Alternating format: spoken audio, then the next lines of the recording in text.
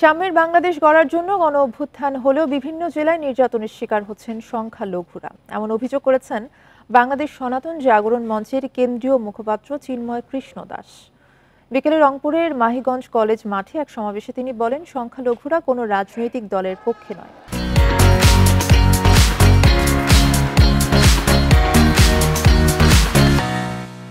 তাদের অবস্থান বর্তমান সরকারের বিপক্ষেও নয়।